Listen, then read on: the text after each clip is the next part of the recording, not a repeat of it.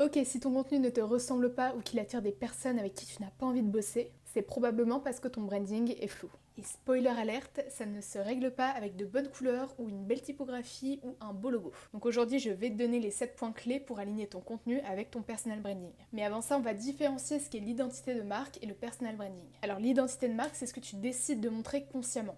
Donc c'est-à-dire ton ton, ta posture, tes valeurs, etc. C'est tout ce que tu choisis de montrer. Et le personal branding, c'est ce que les gens retiennent de toi. Donc là, c'est les émotions qu'ils ressentent, la perception globale de tes contenus, les énergies que tu renvoies, etc. En gros, l'identité de marque, c'est ce que tu contrôles et le personal branding, c'est ce que tu ne contrôles pas. Mais en parallèle que tu contrôles un petit peu parce que c'est conditionné par l'identité de marque, tu m'as suivi. Mais dans tous les cas, les deux doivent être alignés pour créer un impact cohérent. Donc la première étape avant de construire son personal branding, ça va être de clarifier ton identité de marque. Donc là, tu vas définir tes valeurs, ton ton, ta mission, etc. De manière très concrète, tu vas lister 2-3 valeurs comme l'ambition, la détermination, la bienveillance, etc. Et à partir de ça, attention, prends bien des notes parce qu'il y aura beaucoup d'informations dans cette vidéo, tu vas choisir l'énergie que tu veux transmettre. Est-ce que tu veux être cette femme inspirante? Est-ce que tu veux être cette femme challengeante? Est-ce que tu veux être cette femme motivante? Motivatrice, je crois. Il faut que ton message soit reconnaissable, très clair pour toi, il le sera pour ton audience. Ensuite, la deuxième étape, c'est évident, il faut que tu connaisses ta cible. À qui tu t'adresses exactement? Attention, c'est pas juste un âge ou un sexe, c'est qu'est-ce que cette personne ressent? Quelles sont ses frustrations? Qu'est-ce qui l'empêche actuellement d'atteindre son objectif? Quels sont les mots qu'elle utilise? Quelles sont ses croyances limitantes? Quelles sont ses objections même? N'oublie jamais ton contenu de lui parler directement, comme si c'était une conversation avec elle. Pendant plusieurs mois, ma cible n'était pas hyper bien définie à moi aussi, mais ça, je te rassure, ça se travaille au fil du temps. Si imaginons, ça fait 2 semaines que tu as lancé ton activité et ta cible, elle n'est pas hyper bien définie, c'est ok. D'accord? Elle va se définir progressivement, tu vas notamment discuter avec ta cible et tu vas progressivement l'affiner, tu vas progressivement la comprendre et ainsi pouvoir mieux lui parler. Ensuite, la quatrième étape, ça va être de créer un univers cohérent. Il faut que toutes tes valeurs, là, toutes tes missions, toute ton histoire, etc. ce soit en corrélation avec ton identité visuelle. Il faut absolument que ça reflète ton message, ta personnalité. Si par exemple dans tes valeurs fortes, t'as mis l'énergie, et bah tu peux potentiellement prendre comme couleur principale le jaune. Ensuite, il n'y a pas que l'esthétique visuelle, attention, il y a aussi le ton de ta voix. Est-ce que tu vas avoir un ton plus cash, plus doux, plus bienveillant? Est-ce que tu veux plus avoir un ton pro, un ton direct? Voilà, à toi de choisir. Il faut que tu en choisisses un seul et que tu le gardes fermement. Attention, c'est pas une semaine tu prends un ton bienveillant et l'autre c'est genre pro, cash, tu vas droit au but. Non.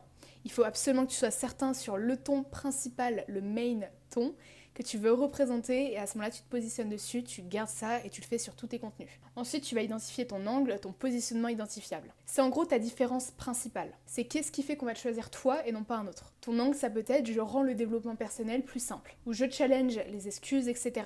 Quelque chose qui te rend différenciable, reconnaissable. Et une fois que tu as cette structure, tu vas en permanence essayer de te différencier. Tu vas notamment essayer de te comparer, d'identifier un petit peu ce que font les concurrents qui sont peut-être dans le même ton que toi, dans le même univers, dans la même énergie, et tu vas te demander qu'est-ce que toi tu pourrais faire de différent. Qu'est-ce que tu pourrais ajouter ou enlever au contraire. Comment tu pourrais être encore plus unique. C'est la question que tu dois garder en tête, je te l'assure. Ensuite, le point 5, tu vas devoir être intentionnel dans tous tes contenus. Tu ne fais jamais de post sans objectif précis, sans visée précise. Est-ce que c'est pour inspirer? Est-ce que c'est pour éduquer? Est-ce que c'est pour motiver? Il faut que chaque post ait son objectif principal. Et quand tu es débutant dans le personal branding, quand tu sais pas vraiment comment structurer tout ça, tu peux te baser sur 2 stratégies principales où tu vas créer un contenu qui va être éducatif, où tu vas prouver ton expertise, et un contenu émotionnel, où là tu vas pouvoir inspirer, motiver et te différencier grâce à ta personnalité. Mais à chaque post, pose-toi toujours la question, est-ce que le ton, est-ce que le message est aligné avec mes valeurs?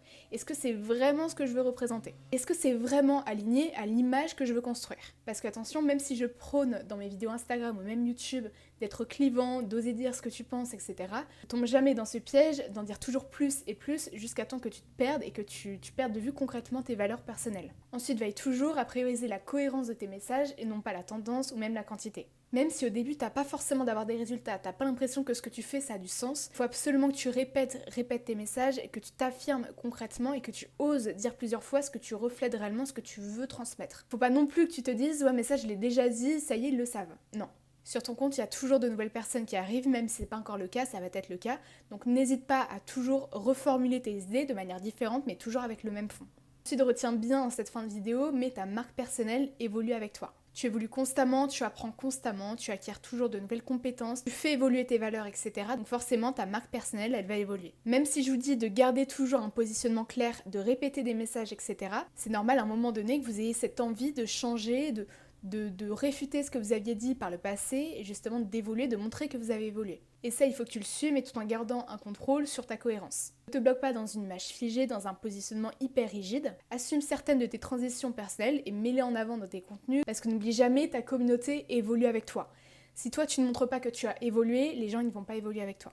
Donc si tu veux en savoir plus sur plusieurs de mes stratégies concernant le personal branding, l'identité de marque, etc., tu peux rejoindre mon groupe WhatsApp, le lien est dans la description de cette chaîne YouTube. Je partage un maximum de valeur, je te tiens au courant de toutes les vidéos YouTube que je sors justement ici. Je te donne en plus quelques pépites, notamment des appels coaching offerts, des documents personnalisés, etc., etc. Vraiment, je donne tout là-bas. Donc rejoins-le, ce sera avec grand plaisir de t'avoir parmi le groupe. En tout cas, merci d'avoir regardé la vidéo jusqu'à la fin et à la prochaine.